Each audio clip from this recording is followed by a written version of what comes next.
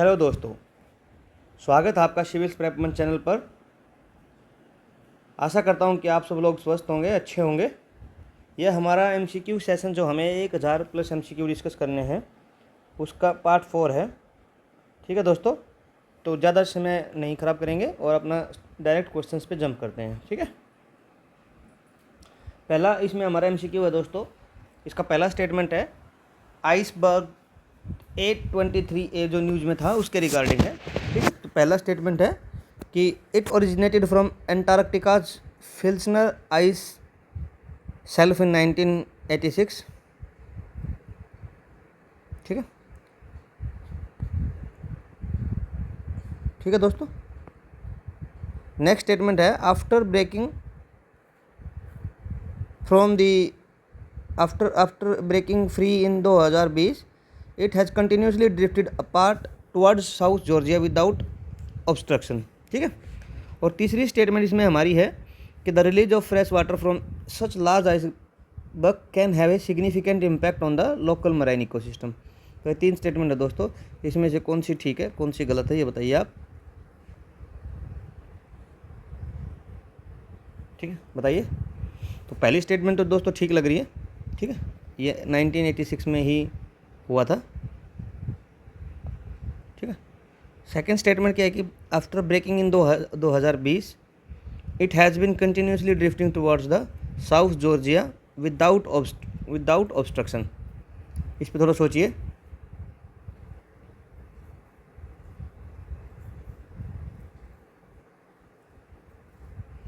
ये गलत है दोस्तों, ये फ्रीली ऐसा कुछ नहीं हुआ है विदाउट ऑब्स्ट्रक्शन। ये अपने जो साउथ ऑर्कने आइलैंड है उसके आसपास ये फिर से पकड़ा गया था, कोट इन। ठीक है, तो ये फिर से पकड़ा गया था, तो ये स्टेटमेंट गलत है। और अगर ये can have significant impact on the local marine, ये ठीक है भाई। कोई पानी एकदम से आइसबर्ग कोई पिघल जाएगा और पानी हो जाएगा तो ये सिग्निफिकेंट इम्पैक्ट ला सकता है मराइन इकोसिस्टम पे। तो इसका सही आंसर हो जाएगा दोस्तों 13। ठीक, आगे लिखा भी होगा इसमें एक्सप्लेनेशन में, देखो ये लिखा हुआ वेडल सी ओवर 30 ईयर्स। और उसके बाद क्या हुआ था कि broke free in 2020 but caught in vortex near the South Orkney island for the most 2024 before breaking free again. फिर दोबारा से फ्री हो गया, लेकिन 2020 के बाद फ्री नहीं हुआ, अब 2024 के बाद फिर से फ्री हुआ है। 20 और 24 के बीच में यहाँ अटक गया था ये। और तीसरी स्टेटमेंट तो दोस्तों नॉर्मली थी। ठीक है, उसके बाद है नेक्स्ट है newly inaugurated Jogighopa inland water terminal है strategically important for enhancing trade connectivity. Which of the following accurately describe the location and the significance. उसकी लोकेशन और सिग्निफिकेंस को कौन एक्यूरेटली बताता है, बताइए। पहली स्टेटमेंट है कि it is located in the national water 1 Ganga and primarily serve the trade with Nepal. पहली स्टेटमेंट ये है। दूसरी है it is situated on the Brahmaputra river and vital for the trade with Bangladesh and Bhutan.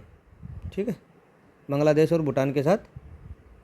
ठीक है, तीसरी है the terminal is in West Bengal and enhancing connectivity to the Sundarbans waterway 19 national waterway 1947। थोड़ा सॉरी दोस्तों, प्रोनाउंसिएशन में थोड़ा दिक्कत हो गया था। The largest terminal on west coast canal national waterway 3 and boost trade with Sri Lanka. तो अगर आपको ये भी पता है ना किसके साथ ट्रेड को सुधार देगा तो उससे भी आप ये आंसर कर सकते हो। नेशनल वाटरवे अगर आपको नहीं भी याद है तो बताइए। इसका करेक्ट आंसर है दोस्तों बी, कि ये ब्रह्मपुत्रा रिवर पे सिचुएटेड है, नेशनल वाटरवे 2 पे, और is vital for the trade with Bangladesh and Bhutan. ठीक है दोस्तों, ठीक है, ठीक है, ये लिखा भी हुआ इधर। ठीक है, उसके बाद है India's first wild life bio bank has been made operational with what primary objective. ये हमने अपने सोर्स में भी डाला था दोस्तों, इसका सोर्स बना के भी डाला था, first wild life bio bank. ठीक है, कहाँ है, क्या इसका एम है, ये सब डाला था। तो अब इसमें देखिए क्या आंसर होगा इसका। फर्स्ट है to clone endangered species and release them into the wild. Second है to serve as a genetic repository by conserving DNA cells tissues of endangered species for the future research and conservation. दूसरा। तीसरा क्या है to create a commercial bank for trading genetic material for exotic animals, तीसरा ये हो जाएगा। और fourth हो जाएगा to function as a natural history museum displaying skeleton remains of the extinct animal, fourth ये हो जाएगा। ठीक है, तो बताइए कौन सा होगा, सोचिए। इसका करेक्ट आंसर है दोस्तों B, to search genetic repository by conserving DNA cells and tissues of endangered species for the future research and conservation. ठीक है, ये हो जाएगा इसका। वैसे सिंपल था, इसका तुक्का लगाना। ठीक है, ठीक है, क्लोनिंग व्लोनिंग कुछ नहीं कर रहे हैं, और कमर्शियल बैंक का भी ऐसा कोई सीन नहीं है, और नेचुरल हिस्ट्री म्यूजियम का भी ऐसा कोई सीन नहीं है। इनको डीएनए सेल्स को, टिश्यूज को, इन सबको क्या करना है, रिपोजिटरी बनानी है। ठीक है, आगे लिखा हुआ है, आप थोड़ा एक्सप्लेनेशन में देख लीजिएगा कि कहाँ बन रहा है। ठीक है, ये ठीक है, ये जो primary objective located at the Padmaja Naidu Himalayan zoological park Darjeeling bio bank.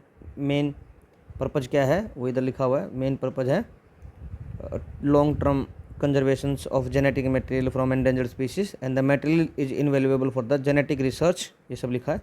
ठीक है, नेक्स्ट क्वेश्चन है दोस्तों, based on the first advance estimate of 2024-25 which horticulture crop is projected to have the highest production in the term of tonnage, किसका कितना ton है, उसमें सबसे highest कौन सी क्रॉप का सबसे, मतलब हॉर्टिकल्चर प्रोडक्ट का सबसे ज़्यादा है, बताइए।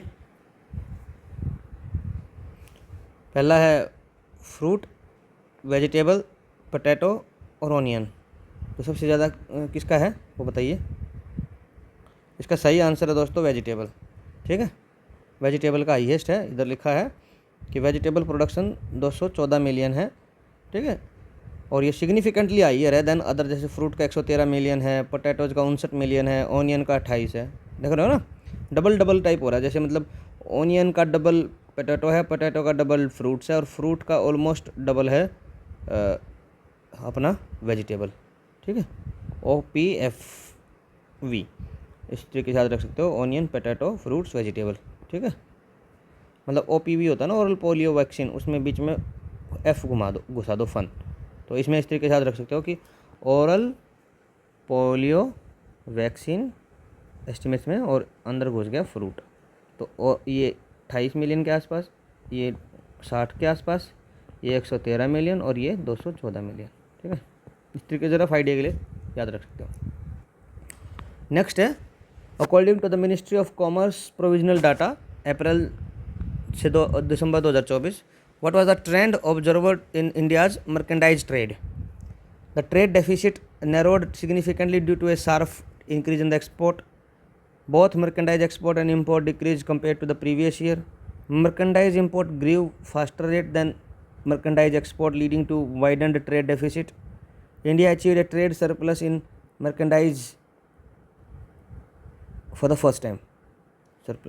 सरप्लस तो कभी हुआ ही नहीं दोस्तों, ये तो काट सकते हो। बाकी बताइए, ए ठीक है, बी है या 3 अच्छी है। देखो ये सार्प वगैरह, देखो जहाँ भी UPSC एक चीज़ सिखाती है, मोस्टली तो एक चीज़ देखना, जो बड़ी स्टेटमेंट होगी ना, ज़्यादातर आंसर्स उसकी तरफ अलाइन करता है, क्योंकि वो कम्प्रिहेंसिव स्टेटमेंट बनाने के लिए बड़ी बन जाती है, क्योंकि उसको एग्जैक्टली आपको ठीक बनाना होता है।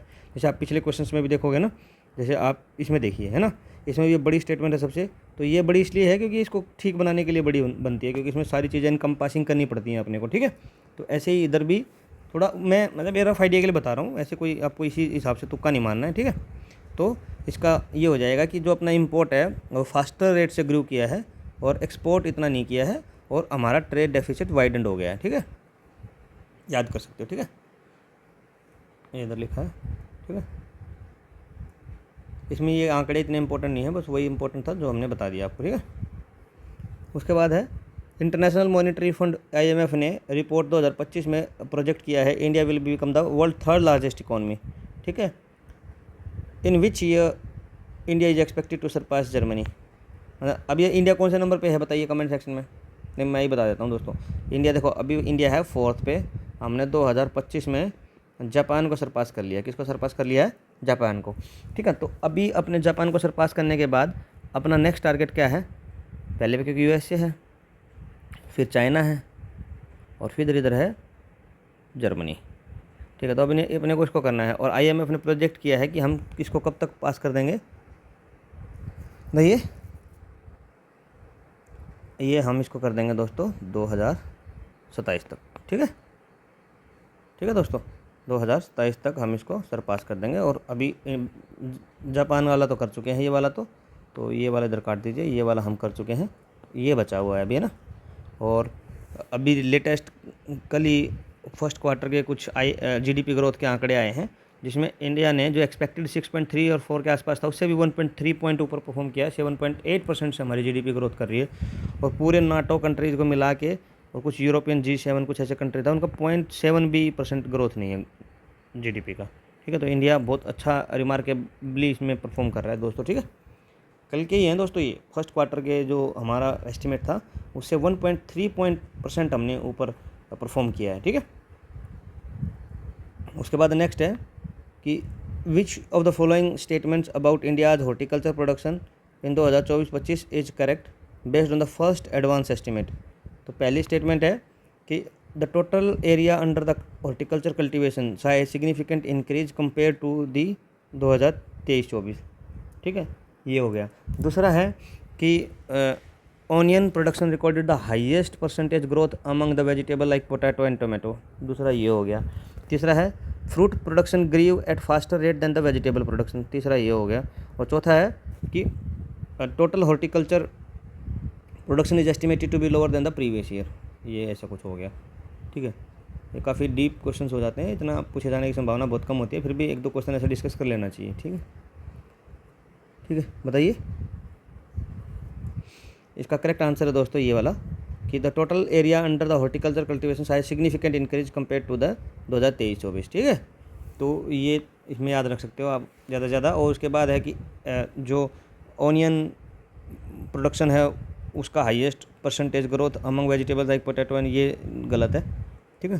तो ऐसे याद रख सकते हो कि वेजिटेबल, उसके बाद क्या है, vegetable fruit production grew and vegetable production, जो वेजिटेबल प्रोडक्शन है वो 3.6% की ग्रोथ से हुआ है, और जो फ्रूट प्रोडक्शन है वो ओनली 0.2% था। तो ये स्टेटमेंट भी इसलिए गलत हो जाता है, ठीक है। और उसके बाद टोटल हॉर्टिकल्चर जो टोटल प्रोडक्शन वो है हॉर्टिकल्चर का है वो लोअर नहीं था, ये हायर साइड था, 2% से ग्रोथ हुई थी इसकी भी, ठीक है। तो ये भी गलत है। तो आप इसमें से मोटा मोटा याद रख सकते हो कि हॉर्टिकल्चर जो प्रोडक्शन है वो इंक्रीज हुआ है प्रीवियस ईयर में, पहली स्टेटमेंट। दूसरी में क्या है, जो फ्रूट है वो कम है, लेस देन वेजिटेबल, वेजिटेबल ज़्यादा है, ठीक है, प्रोडक्शन में, ठीक है। और ऑनियन रिकॉर्डेड हाईएस्ट %, ये ऑनियन का हाईएस्ट % नहीं है दोस्तों, ठीक है। ऑनियन जो 23-24 में था वो 30 मिलियन के आसपास था, और ये घट के 28-29 हो गया था। तो मतलब ये घटा था, ठीक है, हाईएस्ट नहीं था, ये पिछले साल के कंपैरिजन में ही घट गया था, ठीक है। तो इस तरीके से रखते हो, ठीक है, ठीक है। नेक्स्ट क्वेश्चन चलते हैं दोस्तों। LIC's one man office online service primarily aims to achieve which of the following. पहला क्या है कि replace all physical LIC branches with digital kiosk, पहला। दूसरा है allow policy holder to directly manage their policies without an agent, दूसरा ये हो गया। तीसरा empower LIC agent with 24/7 digital platform to improve efficiency and customer services, तीसरा ये हो गया। चौथा है create a new vertical for selling insurance exclusively through social media, ये हो गया। तो एक अपने लॉजिक से भी जाइए और थोड़ा सा दिमाग भी लगाइए, ठीक है। देखो इस तरीके के क्वेश्चन जैसे भाई ऑल फिजिकल LIC डिजिटल ये कर सकता है, विदाउट एन एजेंट ये भी कर सकता है कि भाई एजेंट ही ना हो, सारे काम ही अलग से हो जाएं। तो इसका करेक्ट आंसर है दोस्तों C, empower LIC agents with 24/7 digital platform, improve efficiency and customer services, ठीक है। ये आप इस तरीके से देख सकते हो, ठीक है। उसके बाद create a new vertical for selling insurance exclusively through, ये भी गलत है, ठीक है। इसका आंसर हो जाएगा सी, इधर लिखा भी है, ठीक है, ठीक है। This intended to boost their productivity, improve customer experience and support the broader goal of insurance for all, मतलब सारे को सबके लिए इंश्योरेंस हो जाएगा 2047, जो ये लार्जर पर्सपेक्टिव है इसमें हेल्प करेगा, ठीक है। नेक्स्ट क्वेश्चन है according to the Henley passport, ये तो हमने डिस्कस किया था अच्छे से, हेनले पासपोर्ट इंडेक्स 2025। अभी 2025 में दोस्तों क्वार्टरली बेस पे आता है, तो ठीक है, थोड़ा कन्फ्यूजिंग रहता है। Primary reason for change of the India's rank from 18th to 85th। अब ये वापस ये क्वेश्चन ही आप दोस्तों यहाँ से कर दीजिए क्योंकि ये पुरानी है। तो अभी इंडिया का रैंक 77 है और डेस्टिनेशन भी 59 है, ठीक है। तो ये इधर से थोड़ा चेंज कर सकते हो। बट इसमें रीज़न क्या हो सकता था, आप इसको पिछला आप इसको ना अप्रैल या मई के हिसाब अप्रैल के हिसाब से करिए, ठीक है, क्योंकि जुलाई क्वार्टरली आता है, जैसे जनवरी फरवरी मार्च, तो फिर अप्रैल मई जून फिर जुलाई ऐसे आता है ना, तो अप्रैल के हिसाब से कर दीजिए कि वहाँ ऐसा रैंक क्यों डिक्रीज हुआ था, ठीक है। भाई पहला रीज़न है several other countries gained visa free access more destination than India. पहला, India sign new visa agreement increasing its access but other nations improved more. The number of visa free destination accessible to Indian passport holder decreased from 62 to 57. The methodology of index was changed which negatively impacted the India score. तो ऐसे कुछ देखिए, बताइए।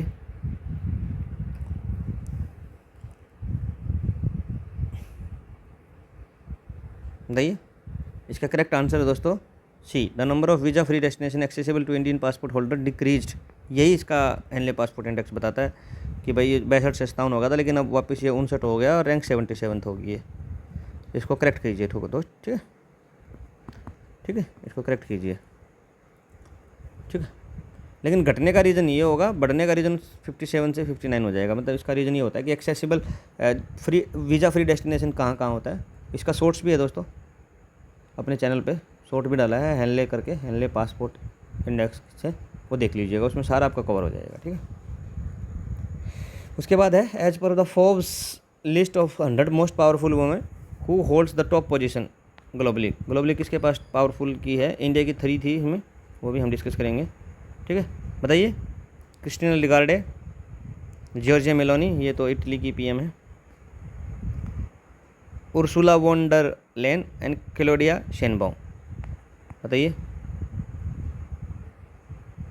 बताइए। हालांकि हैं ये जितनी भी ऑप्शन में हैं ये 1 2 3 और 4 ऐसे हैं, तो लेकिन 1 कौन सी है वो बतानी है आपने, टॉप किसने किया। इसका करेक्ट आंसर है दोस्तों उर्सुला वॉन डर लेन। क्या है, उर्सुला वॉन डर लेन, ये है रैंक 1। क्या है ये, रैंक 1। तो रैंक 2 बताइए फिर कौन सी है, पूरा कंप्रीहेंसिवली डिस्कस किया था दोस्तों। ये 1 है, ये फिर 2nd है, और ये शेनबर्ग 4th है, तो बची कौन सी, Giorgia Meloni 3rd। 3rd most powerful women में बची हैं, ठीक है, ठीक है दोस्तों। और इनका आप थोड़ा कमेंट सेक्शन में बताइए कि जैसे ये इटली की पीएम है, ये किसकी हेड हैं, WTO की हैं, ये किसकी हैं, ये कौन से देश की हैं, पोलैंड की कौन से, मतलब ये क्रिस्टीना लिगार्डे किसकी हैं, EU की बैंक, जो भी आपको बताइए आप इसका कमेंट सेक्शन में बताइए, ठीक है। देखो ये एक का तो लिखा ही हुआ है, उर्सुला ये प्रेसिडेंट है यूरोपियन यूनियन कमीशन की, है ना, यूरोपियन यूनियन कमीशन की प्रेसिडेंट है, ठीक है। ये इनको मोस्ट पावरफुल में बताया, और इन सब का आप बताइए कमेंट सेक्शन में कि इनका क्या क्या पोजीशन है वर्ल्ड में। इसका बता दिया है मैंने, जॉर्जिया मेलोनी का बता दिया है, इसका लिखा हुआ है, इसका और इसका बताइए, ठीक है। नेक्स्ट MCQ है दोस्तों, प्राइम मिनिस्टर जो मोदी की जो विजिट हुई है US में फरवरी 2025 में हुई थी, वहाँ पे एक इनिशिएटिव लॉन्च किया गया था विद प्रेसिडेंट डोनाल्ड ट्रम्प। उसको इनिशिएटिव को क्या बोलते हैं। पहला है US India strategic defence framework, Indo Pacific security dialogue, और तीसरा है US India compact military partnership accelerated commercial and technological opportunity for 21st century, और चौथा है quadrilateral defence and technology pact. बताइए, ये इतना शानदार क्वेश्चन नहीं है, बट फिर भी इसका सही आंसर है US India conflict military partnership accelerated commercial and technological opportunity for 21st century, ठीक है। कोई पूछे तो इस तरीके का आपको याद रहना चाहिए, ठीक है। उसके बाद नेक्स्ट है कि US एग्री हो गया था इस मीटिंग में to provide India as a part of the new partnership announced during PM Modi's visit. जो ये हमने भी डिस्कस किया ना, ये कि मिलिट्री पार्टनरशिप और ये सब, इसके दौरान कुछ देने के लिए वो तैयार हो गए थे US वाले, अपने ट्रम्प चाचा। तो उन्होंने क्या क्या किया था, S-400 बोला था, F-35 बोला था, और P-81 बोला था। तो इसमें से 1 2 2 3 1 3 1 2 3 ये बताइए, बताइए दोस्तों। ये तो बहुत इजी क्वेश्चन है दोस्तों। इसका करेक्ट आंसर हो जाएगा दोस्तों B 2 और 3, क्योंकि S-400 तो अपना ये US का है ही नहीं, ये है रशिया का, जो अपना अभी ऑपरेशन सिंदूर के बाद जो रिटेलिएशन था पाकिस्तान की तरफ से, उसमें बहुत काम आया था, ठीक है। और ये दोनों याद रख लीजिएगा कि ये P-35 फाइटर जेट्स और F-35 फाइटर जेट्स और P-81 मैरीटाइम पेट्रोल एयरक्राफ्ट, ये दोनों कहाँ के हैं? यूएसए के हैं। ठीक है। उसके बाद है bilateral talks during 2025 US visit included plans to convene partners of which to significantly multilateral corridor and grouping for the next 6 month। मतलब 2025 में अभी बोला है दोनों की मीटिंग में कि नेक्स्ट 6 मंथ तक हम किसी दो ऑर्गेनाइजेशन की बायलैटरल और मल्टीलेटरल कॉरिडोर ग्रुपिंग जो है उनकी हम टॉक्स करेंगे, है ना। ठीक है, तो वो कौन सी दो और ग्रुपिंग है? Quad and brick, I2U2 and India middle east Europe corridor IMEC, G20 and संघ SCO, और fourth Indo Pacific IPEF and Asian plus भी लगाते तो थोड़ा अच्छा रहता। बताइए इसका करेक्ट आंसर क्या होगा? इसका करेक्ट आंसर रहेगा दोस्तों I2U2 and India middle east Europe corridor. इन दो मल्टीलेटरल कॉरिडोर ग्रुपिंग्स की सिग्निफिकेंट को डिस्कस करने के लिए, मतलब ये बायलैटरल टॉक के लिए इन्होंने बोला था। ठीक है, उसके बाद नेक्स्ट है, और I2U2 में कौन है वो बता दीजिए। I2U2 में देखो इधर लिखा हुआ है इजराइल, इंडिया, UAE और US, ये 4 कंट्री हैं। I2 2 I से 2 U से, I मतलब इंडिया, इजराइल और U मतलब UAE US। ठीक है, नेक्स्ट है Nobel prize for economic sciences was not one of the original prizes established by Alfred Nobel. When was it introduced by and whom? किसने और किसके द्वारा इसको किया गया था? पहला इसका ऑप्शन है it was added by the Nobel Foundation in 1920 to honor economists. Second, it was established by in 1988 by Sweden's central bank and Sveriges Riksbank. दूसरा, it was created by Norwegian Nobel Committee in 1945 after World War II, और it was awarded since 1901 just like the other। तो ये तो question में not original, तो ये तो वाला कट जाएगा। ठीक है, बाकी बताइए इसका सही आंसर है दोस्तों ये B, it was establish in 1968 by the Sweden central bank. ठीक है, ये बैंक का नाम देख लीजिएगा, सर्गेज रिक्स बैंक। ठीक है, तो ओरिजिनली ये 5 थे। 5 कौन कौन से थे ये देखिए, फिजिक्स, केमिस्ट्री, मेडिसिन्स, लिटरेचर और पीस। इकोनॉमिक्स वाला ऐड हुआ था 1968 में स्वीडिश बैंक द्वारा, सेंट्रल बैंक। ठीक है, इतना इसमें आपको के लिए याद रहना ज़रूरी है। ठीक है, उसके बाद नेक्स्ट क्वेश्चन है दोस्तों, which of the following statement about the Nobel prize awarding process is correct?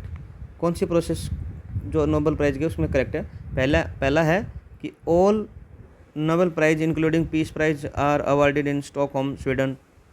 दूसरा है the names of the nominees are made public immediately after the nomination period closes in January. Nobel peace prize is awarded by the committee appointed by the Norwegian parliament. तीसरा है prize in any category can be shared by the maximum of the 2 individual. बताइए इसमें से कौन सी 4 में से एक चीज़ ठीक है, वो कौन सी है वो बतानी है आपको। ठीक है, तो आप ये देखिए कि देखो ये तो मैक्सिमम 2 तो होता नहीं है, आपने बहुत सारी बार देखा होगा फिजिक्स में और केमिस्ट्री में 3 को मिलता है, तो ये स्टेटमेंट तो गई है ना। तो ये क्या होता है, मैक्सिमम 3 लोग होता है। ठीक है, और ये कमेटी अपॉइंटेड, ये क्या है देखिए एक बार, ये तो हो गया अपना। ठीक है, और उसके बाद ये देखिए ऑल नोबेल प्राइज, ये भी गलत है। देखो ये ऑल आया ना, और इसके बाद कुछ तो इसमें जोल है, तो वो आपको मैं बता देता हूँ कि क्या है कि पीस जो है ना, पीस वो ओस्लो में मिलता है। PO बैंक PO याद रखिएगा, पीस ओस्लो में। ठीक है, पीस कहाँ मिलता है? ओस्लो में, और बाकी स्टॉकहोम स्वीडन में मिलते हैं। ठीक है, ये इंक्लूडिंग इधर ही गलत हो जाता है, आप पकड़ लेते हैं। ठीक है, तो ये वाला हो गया गलत, ये वाला हो गया गलत। अब इन 2 में से देखिए, the names of nominees are made public immediately after the nomination period closes. ये तो बहुत इसमें टाइम पीरियड रखा है उन्होंने, अराउंड 50 ईयर्स के आसपास रखा हुआ है, तब तक ये नाम क्लोज नहीं करते हैं। ठीक है, कॉन्फिडेंशियल रहता है। ठीक है, नॉमिनेशंस आर केप्ट कॉन्फिडेंशियल। ठीक है, तो ये वाला भी गलत हो जाता है। ठीक है, तो इसका जो सही है आंसर वो ये है कि the Nobel peace prize is awarded by the committee appointed by the Norwegian parliament. ठीक है दोस्तों, ओस्लो नॉर्वे में हेल्ड होता है। ठीक है, और वही लोग इसकी कमेटी जो इसको नॉर्वेजियन पार्लियामेंट्री कमेटी जो committee appointed by Norwegian parliament वो देती है, ठीक है। नेक्स्ट है what pivotal event is said to have motivated Alfred Nobel to establish Nobel prize. किसने उसको नोबेल प्राइज एस्टेब्लिश करने के लिए मोटिवेट किया, ठीक है। पहला है कि the wide spread destructions caused by his inventions dynamite in a major war, पहला। दूसरा है the death of his brother which was mistakenly reported as his own leading to the obituary that condemned him as a merchant of death, ठीक है। मतलब ऐसा हो गया था कि उसके भाई की डेथ हुई थी और लोगों ने समझा कि इसकी एल्फ्रेड की डेथ हुई है, तो एक मर्चेंट ऑफ डेथ नाम करके उसको कंडेम किया गया था, जबकि वो मरा नहीं था और उसने इस चीज़ को देख लिया था। तो दूसरी ये बात है। तीसरी क्या है, a request from king of Sweden to create an award to enhance countries scientific prestige, तीसरा ये है। और चौथा है his failure to win a prestigious scientific award for his own research, fourth ये है। बताइए इसका सही आंसर क्या है। इसका सही आंसर दोस्तों ये है कि डेथ ऑफ हिज ब्रदर, ठीक है, जो मिस्टेकनली उसकी मान ली गई थी और मर्चेंट ऑफ डेथ उसको बता दिया गया था, तो उसने ये चीज़ अपनी आंखों से देख ली थी, तो तब उसको लगा कि उस how people will remember after he will leave the world, तो फिर उसने ये बंद किया और ये नोबेल प्राइज़ उसने इस्टेब्लिश किया, ठीक है। नेक्स्ट है in 2024 Nobel prize in physics was awarded to John J Hopfield and Geoffrey Hinton. किस चीज़ के लिए, किस काम के लिए उनको मिला है। तो पहला है कि उनको क्वांटम कंप्यूटिंग के लिए, दूसरा है ब्लैक होल थर्मोडायनेमिक्स के लिए, और तीसरा है artificial neural network and machine learning के लिए, और चौथा है ग्रेफीन एंड 2 डायमेंशनल मटेरियल के लिए, ठीक है। तो आप इसका सही आंसर, तो इसका दोस्तों इसमें तो कोई ज़्यादा सोचने की बात है नहीं है, तो रट्टे वाली बात है। तो आप इसको इसी तरीके से आपके दिमाग में जाना चाहिए ताकि मैं बाकी चीज़ें डिस्कस ना करूँ और आप कन्फ्यूज ना हो।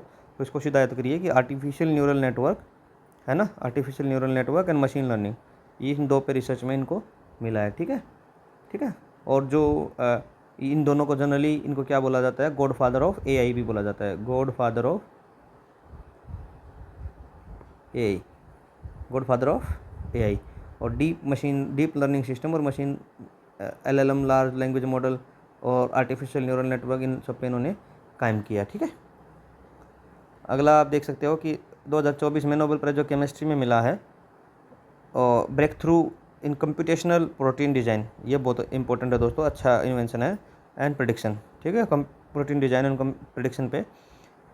और कौन नोबेल लॉरेट उसमें से पार्ट था, नोबेल लॉरेट जिनको नोबेल से नवाजा गया था उसमें से, इनमें से कौन सा एक साइंटिस्ट है। विक्टर एम्ब्रोज पहला, गैरी रूकुन, डेमिस हसाबिस और हांगकांग, बताइए बताइए। इसका सही आंसर है दोस्तों डेमिस हसाबिस, क्या है, डेमिस हसाबिस। और इसके प्लस एक बंदा और था साथ में, एक बंदा इनके और साथ में था, एक तो ये हो गया कौन, अपने डेमिस हसाबिस, और एक बंदा इनके साथ में और है, वो है डेविड बेकर, ठीक है, डेविड बेकर जी और डेमिस हसाबिस ने इनको शेयर किया है। And John jumper also, three people, ठीक है, 3 लोग हैं दोस्तों, एक तो David baker, Demis Hassabis and John jumper, ठीक है। और इन्होंने प्रोटीन के लिए, वही देखो इसमें लिखा हुआ है, ठीक है, इसके लिए protein structures using computers, Victor Ambros and Gary Ruvkun वदम, ये जो उसमें बाकी 2 ऑप्शन थे ना, ये विक्टर एम्ब्रोज, और ये हम अगले क्वेश्चन में पूछे भी जा सकते हैं, तो देख लेंगे, ठीक है, ठीक है दोस्तों। तो फिर भी याद कर लीजिए, अगर पूछा जाए तो वहाँ जवाब दे देना, कोई बात नहीं।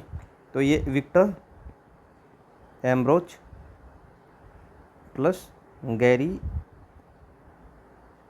रूकुन, ये है मेडिसिन के लिए, और हांगकांग है लिटरेचर के लिए, ठीक है। नेक्स्ट है ये न्योहन हिडन क्यो, ये एक दोस्तों पूरा एक चैनल पे ना नोबेल प्राइज़ का एक छोटा सा वीडियो भी पड़ा है, 10 से 15 मिनट का होगा वो, खाली उसमें नोबेल प्राइज़ डिस्कस किए हैं पूरे, और नोबेल प्राइज़ की हिस्ट्री इंडिया में किसको मिला, तो आप इसको देख लोगे ना, आपका ये क्वेश्चन सारे हो जाएंगे उससे भी, ठीक है। तो आप इस वीडियो को जरूर देखिएगा, ठीक है, चैनल पे पड़ी है अपने, नोबेल प्राइज़ देख लेना, ठीक है। ऐसे ही छोटी छोटी वीडियो डली हुई हैं अपॉइंटमेंट्स। और कल मैंने क्या किया है कि एक वीडियो को कंबाइन कर दिया है जिसमें 8 हमारे अप्रैल तक के लेक्चर प्लस मई और जून, तो जून तक का ये महामैराथन के नाम से कंपाइल कर दिया है। तो अगर जून तक का आपका 10 आवर्स में सारा हो जाएगा, फिर उसके बाद जुलाई अगस्त का हम एक बना देंगे। ठीक है दोस्तों। देखिए ये पीस प्राइज़ मिला है, कौन सी और किस कंट्री की ऑर्गेनाइजेशन है ये नोबेल पीस प्राइज़ लेने वाली? निहान हिडेनकताओ। बताइए। पहला ऑप्शन है साउथ कोरिया, वियतनाम, फिलीपाइंस और जापान। बताइए। इसका सही आंसर है दोस्तों जापान। ठीक है।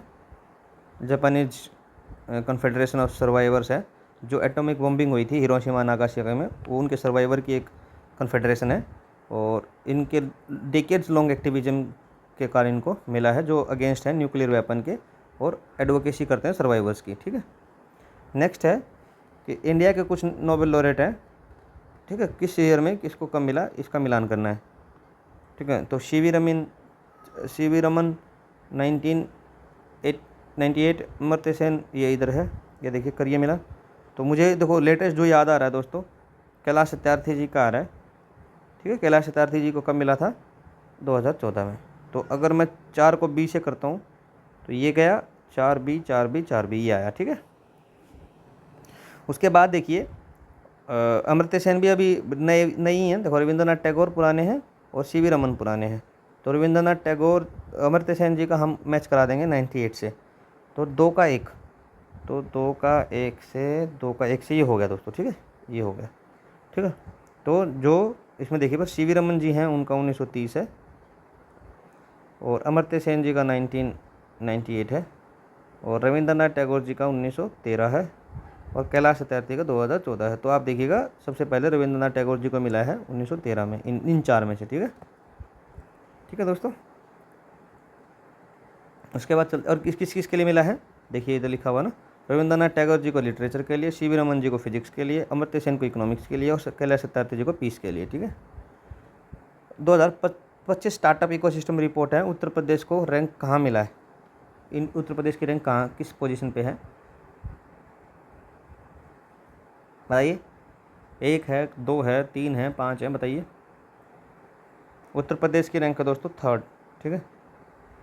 और इसमें पहली फर्स्ट और सेकंड पे है। फर्स्ट दिल्ली है, फर्स्ट नहीं है दिल्ली, सेकंड दिल्ली है दोस्तों। ठीक है, देख ही लेते हैं। सेकंड दिल्ली है और फर्स्ट पे शायद कर्नाटका है, देख लेते हैं। ठीक है, ये फर्स्ट कर्नाटका है ना, और सेकंड पे दिल्ली, थोड़ा ही फर्क है 10% और 10.6% का। और ये जो अपना यूपी है ये 9.6 के साथ 3rd पोजीशन पे है। ठीक है।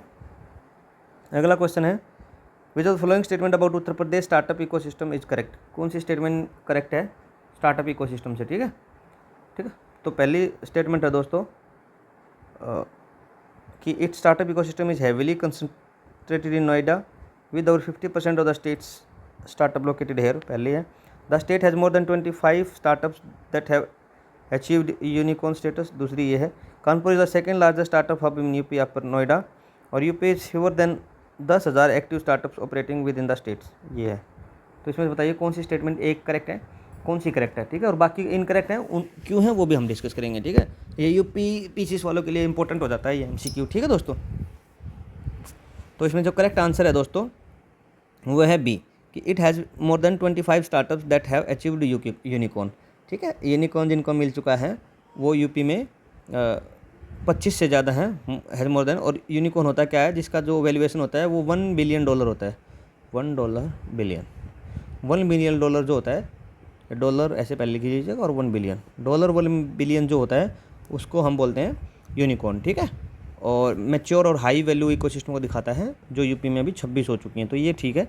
और ये बाकी इनकरेक्ट क्यों है ये मैं आपको बता देता हूँ। ठीक है। तो जो नोएडा है वो लार्जेस्ट है 3,418 स्टार्टअप के कारण। ठीक है। और ये जो है मतलब जैसे आप देखोगे ना टोटल कितना है, देखो एक सेकेंड, हमने देख लिया करेक्ट आंसर, तो देख लिया। ठीक है। करेक्ट आंसर इसका है कि यूपी के पास है 25 स्टार्टअप हैं जिनको यूनिकॉर्न स्टेटस है। ठीक है। और इसमें क्या है, जो अपना सेकंड लार्जेस्ट है, सेकंड लार्जेस्ट अपना है कानपुर नहीं है, सेकंड लार्जेस्ट है अपना लखनऊ। लखनऊ सेकेंड लार्जेस्ट है 1789 स्टार्टअप्स के साथ। और यूपी के पास 14,000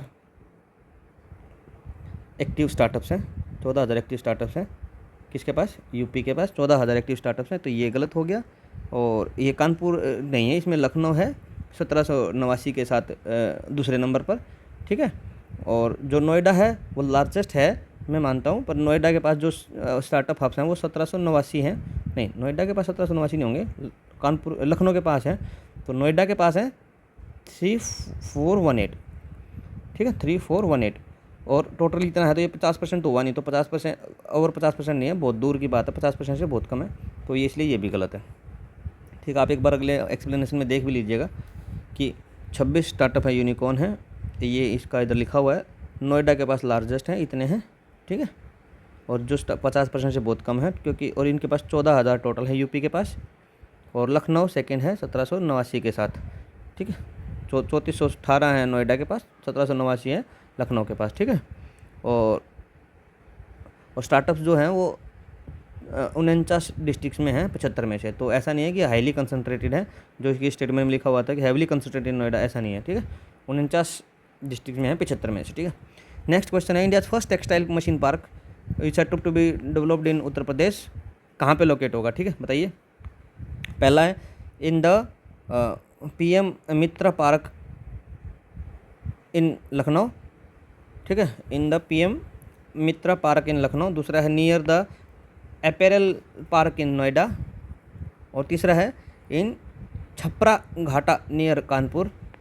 और फोर्थ है in the industrial area of Gorakhpur. बताइए कहाँ पे होगा?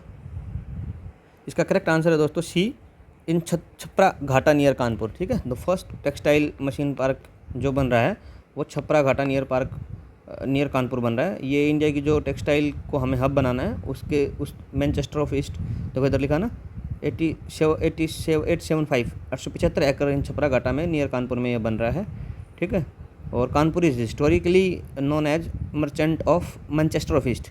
मैनचेस्टर टेक्सटाइल अच्छा है ना, तो मैनचेस्टर ऑफ ईस्ट को इसको कानपुर को जाना जा रहा है, ठीक है। तो ये देख लेना। नेक्स्ट हम चलते हैं कि मेटाज जो प्रोजेक्ट वाटरवर्थ है is ambitious undertaking to enhance global connectivity. What is the primary feature? Primary feature क्या है इसका कि एक constellation of low earth orbit satellite similar to Starlink के सिमिलर है, ठीक है। दूसरा है the world's longest sub sea cable spinning over 5 lakh kilometre, ये है। तीसरा है a network of high altitude balloons providing internet to remote areas, तीसरा ये है। और फोर्थ है a terrestrial fibre optics cable connecting North America and Asia via Arctic, ये इसका फोर्थ है। देखिए इसका करेक्ट आंसर क्या होगा, ये हमने पूरा अच्छे से डिस्कस किया था, फोटो के साथ डिस्कस किया था। तो इसका आंसर करेक्ट आंसर होगा दोस्तों वर्ल्ड्स लॉन्गेस्ट सबसी केबल है और 5 लाख किलोमीटर तक ये स्पेन करेगी। तो ये कोई ऊपर लो अर्थ ऑर्बिट नहीं है, ये सब नहीं है, ठीक है, स्टारलिंक जैसा नहीं है, ये सबसी केबल है, ठीक है, प्रोजेक्ट वाटरवर्थ, ठीक है। उसके बाद है नेक्स्ट है which of the following Indian women are not featured in the Forbes 100 most powerful women की लिस्ट में कौन सी इंडियन वुमेन नहीं है? 3 है, ठीक है, उसमें से कौन सी नहीं है? तो पहला है निर्मला सीतारमन जी, रोशनी नादर जी, किरण मजुमदार शाह और फाल्गुनी नायर। इनमें से 3 है, एक नहीं है, वो बतानी है आपको, ठीक है। तो इसका जो करेक्ट आंसर होगा दोस्तों फाल्गुनी नायर जी होगा, क्योंकि ये तीनों तो हमने देखा था और इन तीनों की रैंकिंग भी देखा था कि ये निर्मला सीतारमन जी 28 पे हैं, रोशनी नादर मल्होत्रा जी हैं 81 पे हैं और किरण मजुमदार शाह हैं ये हैं 82 पे, ठीक है। और ये अपनी फाइनेंस मिनिस्टर हैं, तो आपने पढ़ा ही होगा। ये रोशनी नादर मल्होत्रा जी हैं, ये HCL की चेयरपर्सन है, HCL की चेयरपर्सन है। और किरण मजुमदार शाह जी हैं, ठीक है, ये बाइकॉन फाउंडर हैं, बाइकॉन, ठीक है। और ये फाल्गुनी नायर जी जो लिस्ट में नहीं है वो है नायका की फाउंडर, नायका, ठीक है। उसके बाद है according to the IMF March 2025 report major GDP remained between देश एंड देश, ठीक है, which major economy GDP remained stable between देश एंड देश showing minimal growth compare to India, US and China. किस कंट्री की जो ग्रोथ है वो 2015 से 25 में स्टेबल रही है, ठीक है, ठीक है, और मिनिमल ग्रोथ रही है, जबकि इंडिया, चाइना और यूएस ठीक ठाक ग्रोथ किए हैं। इंडिया तो भी हाईएस्ट है, देखा हमने पहले भी डिस्कस किया है दोस्तों। तो इसका करेक्ट आंसर है दोस्तों जापान। जापान मतलब पिछले 10 साल में बहुत कम ग्रोथ किया है, ठीक है, तो इसलिए अपन इसको सरपास करने में भी मतलब सक्सेस हो पाए हैं, ठीक है। देखिए, the report highlight contradicting growth rates among major economies over the decades. While India GDP grow 105% 10 साल में, यूएस 66%, चाइना 76%, ठीक है, और ये लार्जली स्टेबल रही है, ठीक है। वर्ल्ड्स लार्जेस्ट आइसबर्ग A2, ये तो हमने फर्स्ट एमसीक्यू में भी डिस्कस किया था, तो ये रिपीट हो रहा है, लेकिन इस अब की बार डिफरेंट इन्फॉर्मेशन पूछी होगी इसमें। World's largest iceberg A23A is comparable to the size of the which of the following, ये हमारे आर्टिकल में था। The state of Goa, the city of greater London, the US state of Rhode Island and the island of Manhattan. बताइए, इसका correct answer दोस्तों होगा the US state of Rhode Island, ठीक है, ठीक है। उसके बाद है the researchers on micro RNA and its role in gene regulation earned 2024 का नोबेल प्राइज इन फिजियोलॉजी और मेडिसिन, ठीक है, इन दो में इनको अवार्ड मिला है, ठीक है, for Victor Ambros and Gary, ये हमने पहले भी डिस्कस कर चुके हैं, इन दो लोगों को मिला है, विक्टर एम्ब्रोस एंड गैरी रूकम को, मेडिसिन में माइक्रो RNA के लिए, ठीक है।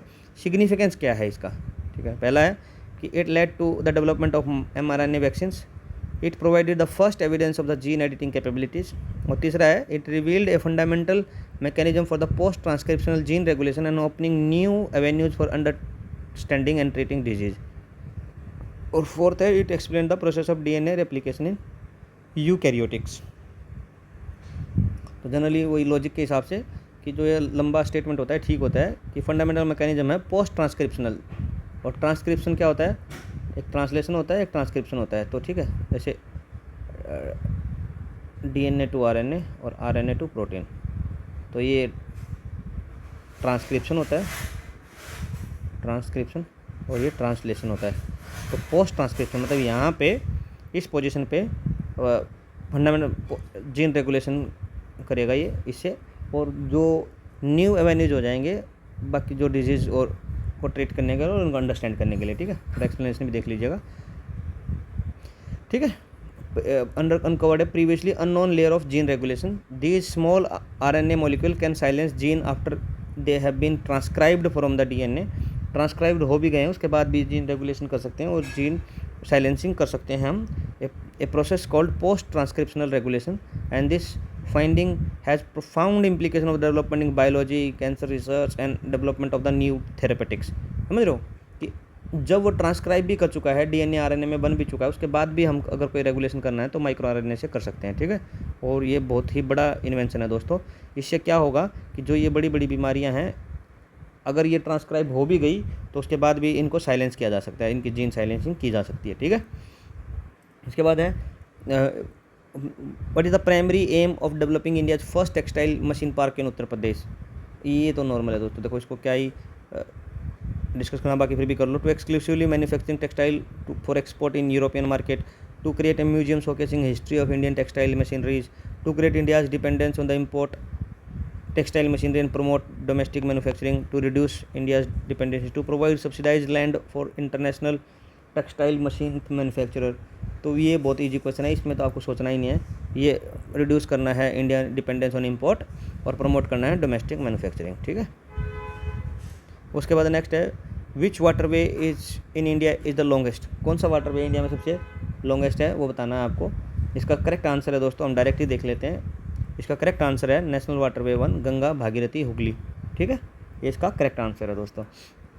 उसके बाद नेक्स्ट क्वेश्चन है, और इसका लेंथ भी देख लीजिएगा, इधर ये देखा गंगा भागीरथी हुगली सिस्टम है, 1620 किलोमीटर का है, ठीक है, 1620 किलोमीटर का है, लॉन्गेस्ट नेशनल वाटरवे है, ठीक है। और ब्रह्मपुत्रा वाला है सेकेंड, जो 891 किलोमीटर का है, ठीक है। 2024 में Nobel prize in economic sciences मिला है, ठीक है, on the research on how institutional shape national prosperity, वो among the following was the recipient, किसको मिला है, पहला है अभिजीत बनर्जी, अमर्त्य सेन, तीसरा जेम्स ए रॉबिन्सन और पॉल करुगुमैन। तो ये तो आप काट दो, इंडियन तो था नहीं उसमें कोई, है ना, इंडियन तो उसमें कोई था नहीं, ठीक है। तो इसमें से और इसमें से कौन सा होगा, इसका करेक्ट आंसर होगा दोस्तों ये रॉबिन्सन, जेम्स ए रॉबिन्सन है, ठीक है। Prize was shared between Daron Acemoglu और Simon Johnson and James A Robinson. ये 3 लोगों को मिला है। किस किस को? Daron Acemoglu, Simon Johnson and James A Robinson, ठीक है। किसके लिए? Influential work notably in their book why nation fail, which explore the role of political and economic institution in the long run prosperity of nation।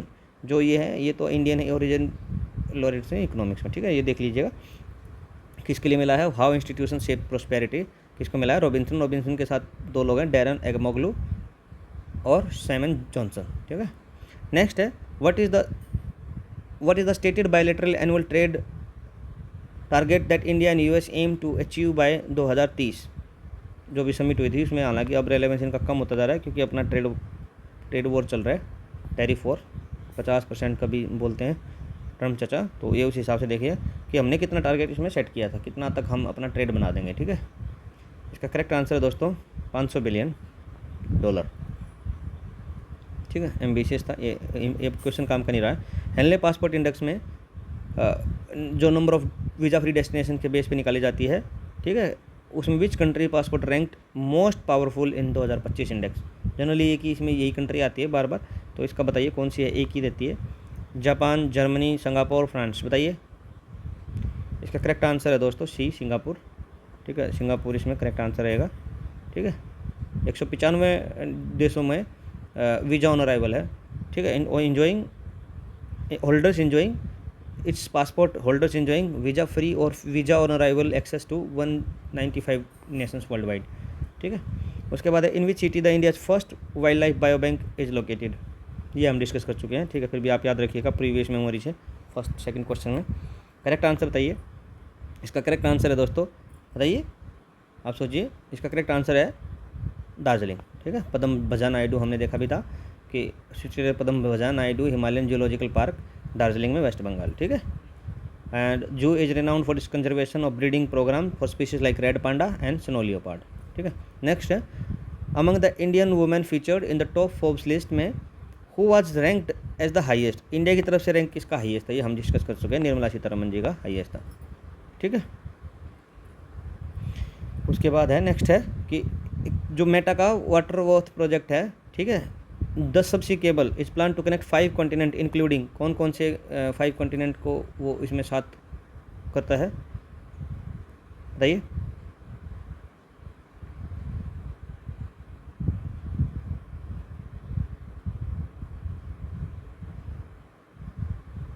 कौन सबसे cable है, plan to connect 5 continents including, बताइए।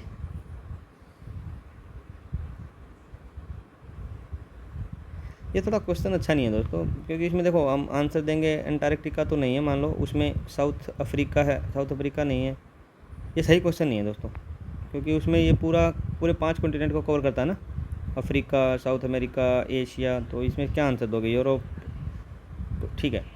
इसको देख लेते हैं हम, यहाँ क्या लिखा है, the plan route for massive cable includes connectivity point on the 5 continents America, South Africa, Australia, connecting to India, representing Asia and Brazil. तो इसमें से क्या आंसर कैसे किया है इस क्वेश्चन को, साउथ अफ्रीका तो हाँ, ये रहा देखो, साउथ अफ्रीका, अमेरिका। अच्छा, ये कर सकते थे कि एशिया तो है ना इंडिया से कनेक्ट, तो ठीक है, इस तरीके से याद रखिएगा। इसमें ये 5 हैं कि America, South Africa, Australia, India और ब्राज़ील। ये साउथ अमेरिका और एशिया, इस तरीके से याद रख सकते हो कि इंडिया है, एशिया को रिप्रेजेंट कर रहे हैं, ब्राज़ील साउथ अमेरिका को, और अमेरिका है ही, और साउथ अफ्रीका है, और ऑस्ट्रेलिया, ठीक है। Which Nobel laureate was not an Indian citizen at the time of receiving the award, बताइए। पहला है C V Raman, Mother Teresa, Amartya Sen और वेंकट रमन रामकृष्णन, बताइए।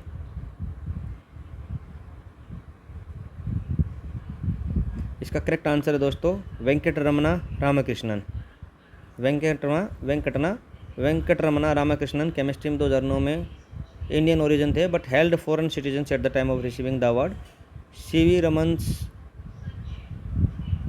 Raman, Mother Teresa was a naturalized Indian citizen, and Amartya Sen were the Indian citizen when they were awarded the Nobel prize. ठीक है, तो इसमें वेंकट रमना जो केमिस्ट्री वाले थे, वेंकट रमना रामाकृष्णन केमिस्ट्री वाले, ये इंडियन ओरिजिन थे, बट इनके पास उस टाइम पे किसी दूसरी कंट्री की वो थी। ठीक है, नेक्स्ट है the Nobel prize in generally not awarded posthumously, the rule was the key reason why which iconic global figure never received the Nobel prize despite multiple nominations. Multiple nominations के बाद हुए थे, ये हमने अपने आर्टिकल में discuss किया था। हालांकि ये क्वेश्चन इस तरीके से फ्रेम किया गया है, नॉट इम्पोर्टेंट, बट बताइए Nelson Mandela, Martin Luther King, Mahatma Gandhi और एलिनोर रूजवेल्ट। बताइए इसका करेक्ट आंसर है दोस्तों महात्मा गांधी जी, जिसको हमने बताया भी था कि 5 टाइम्स इनको नॉमिनेट किया था, 5 टाइम्स। ठीक है, 1948 में इनकी डेथ हो गई थी, उस टाइम पे भी नॉमिनेट किया था। ठीक है, 5 टाइम्स। ठीक है, और ठीक है 94 just before nomination close, nomination committee consider making an exception but ultimately decided against it. Nomination Nobel committee ने एक्सेप्शन बनाने की कोशिश की थी, but ultimately decided against it as there was no provisions for posthumously award. ठीक है, the prize was not awarded to anyone that year, the committee stated that there was no suitable living candidate. मतलब देख रहे हो, जिस साल ये nominate हुआ था उस साल मिला ही नहीं किसी को। कमेटी ने कहा कि there is no suitable living candidate, living candidate करके बोल दिया था कि अब कोई लिविंग कैंडिडेट नहीं है। ये अच्छी बात है ना इंडिया के लिए। ठीक है, नेक्स्ट है Uttar Pradesh is aiming for $350 billion textile market by 2030, which recent policy is aligned with this goal. UP industrial investment policy, UP startup policy, UP textile and apparel policy, UP export promotion policy. ये very easy हो जाएगा दोस्तों, textile policy. ठीक है, उसके बाद है what is the total estimated horticulture production for the year 2024-25 according to the first advanced estimates. कौन सा इसका एग्जैक्ट है, हालांकि ऑप्शन बहुत करीब है, इतना करीब देना नहीं चाहिए, फिर भी हम इसको डायरेक्ट याद कर लेते हैं। इसका करेक्ट आंसर होगा दोस्तों 362.09 मिलियन टन्स था। ठीक है, और ओनियन वगैरह हम डिस्कस कर चुके हैं। ठीक है, the Nobel prize ceremony on December 10 commemorates what event in Alfred Nobel's life. कौन सी उसकी बर्थ है, डेथ है, या डेट इन्वेंटेड डायनामाइट है। ठीक है, date he signed his will है, कौन सी है बताइए। इसका सही आंसर है डेट ऑफ हिज डेथ। ठीक है, the award was presented annually on December 10 which is anniversary of Alfred Nobel's death. ठीक है, नोबेल डे भी बोलते हैं उसको। Which national highway is situated with the west coast canal, Champakara canal and Udyogamandal canal. ठीक है, सारे वेस्ट कोस्ट में है, गुजरात के आसपास। तो कौन सा नेशनल वाटर हाईवे उससे रिलेटेड है बताइए। इसका करेक्ट आंसर है दोस्तों नेशनल वाटरवे 3। नेशनल वाटरवे 3 में ये तीनों आते हैं, west coast canal, Champakara canal and Udyogamandal canal. ठीक है, उसके बाद नेक्स्ट क्वेश्चन है दोस्तों, India's neighbouring countries list in the Henley passport index which nation has the most powerful passport. मतलब नेबरिंग कंट्री में किसका पावरफुल है, तो मोस्ट प्रोबेबली इसका तो आपको लॉजिकल से गेस कर सकते हो, बताइए। इसका करेक्ट आंसर होगा दोस्तों चाइना। ठीक है, चाइना का कितना है, चाइना का 60th और बाकी इंडिया का था 77 अभी जून जुलाई वाले में, और बांग्लादेश 100 है, पाकिस्तान और पीछे रहता है 103, और भूटान 99 और 100 के आसपास। तो ये तीनों 100 के पास है, चाइना 60 के पास है, और हम 77 या 78 के पास खेलते हैं। ठीक है, रफ आइडिया आपको होना चाहिए। ठीक है, उसके बाद है 2024 नोबेल प्राइज़ इन लिटरेचर। ठीक है, ये हमने पहले भी डिस्कस किया, आपको याद रहना चाहिए। हांगकांग को मिला था, ये एक ऑप्शन में हमारा था। ठीक है, क्या प्राइमरली एक्सप्लोर क्या किया इन्होंने। ठीक है, पहला है the challenge of modern urban life. ठीक है, दूसरा है the intersections of the science and humanity. तीसरा है confronting historian trauma through poetic approach, और चौथा है immigrant experience in western societies. तो इसका करेक्ट आंसर है दोस्तों confronting historical trauma through poetic approach. ठीक है, लिखा भी हुआ है इधर कि Swedish academy recognise South Korean author Han Kang for her intense poetic prose that confronts historical trauma, exposes the fragility of human life, and breaks the silence. Her work, like Woman Acts, delve into the painful moments of the Korean history. ठीक है, which of the following statement about the iceberg A2 journey is true? It broke off from the Antarctica ice shelf in 2020. It is currently stuck near the South Orkney Island. तीसरा है it is stuck in the Weddell Sea for more than 3 decades after calving. It has been rapidly melting and snow now smaller than 1000 square kilometre. ये तो गलत है, हम दो दोस्तों को देखा था ना अभी भी, बहुत बड़ा है ये। ठीक है, ये तो गलत है, ये कुछ 3500 के आसपास या 3900 किलोमीटर के आसपास अभी स्क्वायर किलोमीटर के आसपास बड़ा है, ये तो गलत है। बताइए बाकी तीन में से। करेक्ट आंसर क्या होगा? करेक्ट आंसर है दोस्तों इसका C, it is was stuck in Weddell sea for more than 3 decades. 3 decade तक ये वेडल सी में फंसा रहा था। ठीक है, ठीक है, ठीक है। और ये 1986 में इससे ब्रोक हुआ था, 1986 में ब्रोक हुआ था। ठीक है, नॉट तो 2020। ठीक है, और इट इज करंटली स्टक, ये अभी यहाँ करंटली स्टक जो बोला है ये यहाँ भी नहीं है, अभी साउथ जॉर्जिया में स्टक है। ठीक है, ये थोड़ा डीप हो जाएगा इस क्वेश्चन का, देख भी लेना। ब्रोक 19,000 में साउथ जॉर्जिया में स्टक है और इतना इसका स्क्वायर किलोमीटर। ठीक है, in the horticulture estimate UP is noted the leading producer of which crop? UP के पास कौन सी क्रॉप सबसे लीडिंग है, बताइए? इसका तो सही आंसर है, बताइए। ओनियन है, टमाटो है, मैंगो है, पोटैटो है। इसका करेक्ट आंसर है दोस्तों पोटैटो। मथुरा वाले एरिया में इधर होता भी है यूपी में। ठीक है, which institution is responsible for awarding Nobel prize in physiology and medicine? Medicine में और फिजियोलॉजी में कौन सी इंस्टीट्यूशन अवार्ड देती है? पहला है royal Swedish academy of science, Swedish academy, Karolinska institute, Norwegian Nobel committee. ये तो पीस वगैरह ओस्लो जो वगैरह वो हो गया, बताइए। ये फिजिक्स केमिस्ट्री वाले जो मिलते हैं वो इससे मिलते हैं। और फिजियोलॉजी वाला बताइए, फिजियोलॉजी का है दोस्तों कारोलिंस्का इंस्टीट्यूट। कारोलिंस्का इंस्टीट्यूट, ये क्या है? कारोलिंस्का इंस्टीट्यूट है, ये है, ये फिजियोलॉजी में देती है। ठीक है, ठीक है। और ये स्टॉकहोम है, स्टॉकहोम। ठीक है, ठीक है, ठीक है। और जो ये royal Swedish academy of science है, ये मैंने बताया फिजिक्स केमिस्ट्री और इकोनॉमिक्स में 3 में देती है। ठीक है, नॉर्वेजियन कमेटी से वो ओस्लो नोबेल वाला हो गया, और ये फिजियोलॉजी वाला हो गया कारोलिंस्का इंस्टीट्यूट। ठीक है, उसके बाद नेक्स्ट है what is the approximate weight of the iceberg? ये आइसबर्ग पे ज़्यादा क्वेश्चन बन गए दोस्तों, क्या पता क्वेश्चन पूछ लें अब की बात। तो approximate weight of the iceberg का कितना है? 1 billion ton, 100 billion ton, 1 trillion ton, 10 trillion ton, बताइए। रफ आइडिया को याद होना चाहिए। इसका सही है 1 ट्रिलियन टन, 1 ट्रिलियन टन। तो देखो ना, ट्रिलियन कितना होता है? जैसे million 10 to the power 6, billion 10 to the power 9, ऐसे trillion 10 to the power 12 ton. आप देखिए 10 की पावर 12 टन होता है। ठीक है, 1000 किलो से गुना करके देखिए आप 10 टू द पावर 15 kg, मतलब बहुत ज़्यादा हो जाता है दोस्तों। ठीक है, रफली। ठीक है, उसके बाद नेक्स्ट क्वेश्चन है दोस्तों, the development of textile machine park in UP is expected to generate a significant number of jobs. क्या कितना एस्टिमेट किया है? ये यूपी पीसीएस वालों के लिए डायरेक्ट पूछा जा सकता है दोस्तों। ठीक है, 50,000, 1 लाख, 1.5 लाख, 2.5 लाख, ये ज़्यादा अच्छे। ठीक है, बस 1 लाइनर है, मतलब याद करना ही पड़ेगा। ये है 1.5 लाख। ठीक है, what is the name of the vessel that was flagged off from the Jogighopa terminal with cargo barrages for Bangladesh during the inauguration? कौन से वेसल को फ्लैग्ड ऑफ किया था, मतलब कौन से वेसल को उधर गया था जब जोगीघोपा टर्मिनल वाला कार्गो बांग्लादेश के साथ हमने ट्रेड के लिए स्टार्ट किया था? ये पहले भी हम इस पर MCQ पूछ चुके हैं। ठीक है, बताइए। MV गंगा विलास, MV राम प्रसाद बिस्मिल, SMB त्रिशूल और MV कल्पना चावला, बताइए, बताइए दोस्तों। इसका करेक्ट आंसर होगा SMB त्रिशूल। क्या होगा इसका? कि inauguration session SMB Trishul was flagged off towing cargo barge destination Bangladesh, marking the official commemoration of operation from the new terminal. New terminal जो भी होगा बना है, इससे पहला वेसल गया है SMB त्रिशूल, SMB त्रिशूल वेसल, है ना? ठीक है, ठीक है। तो इस हिसाब से अपना ये आज का सेशन ख़त्म होता है दोस्तों। ये हमारा पार्ट 4 था। ठीक है, इसमें भी हमने 50 MCQ किए हैं।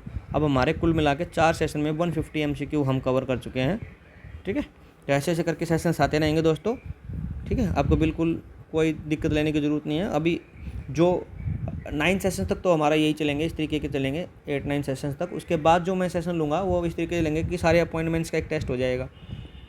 क्योंकि जितने अपॉइंटमेंट्स हैं उनके MCQ एक बार हम डिस्कस कर लिए। जितने अवार्ड्स हैं इसमें मैं क्या क्या कवर करूँगा, जितनी भी मैगजीन्स होंगी वो सारी हो जाएंगी। और आई दृष्टि की जो मैगजीन है वो भी इसमें पूरी कवर हो जाएगी। आई दृष्टि की मैगजीन से भी इसमें सारे अपॉइंटमेंट्स के, अवार्ड्स के, फेस्टिवल्स के, पर्सन्स इन न्यूज़ के, प्लेसेस इन न्यूज़ के, ये सब बन जाएंगे। ठीक है, सारे MCQ मैंने तैयार करने हैं और आप लोगों को मैं प्रोवाइड करा दूंगा। ठीक है, बस आपसे एक ही वो है कि इसको लाइक, शेयर, सब्सक्राइब कीजिए। जितना ज़्यादा आप इसको कर पाओगे उतना ही अपने लिए मोटिवेशन रहेगा। सेशंस कंटिन्यूस आते रहेंगे, रेगुलर आते रहेंगे। ठीक है दोस्तों। ठीक है, ज़्यादा से ज़्यादा इसको सब्सक्राइब कीजिए।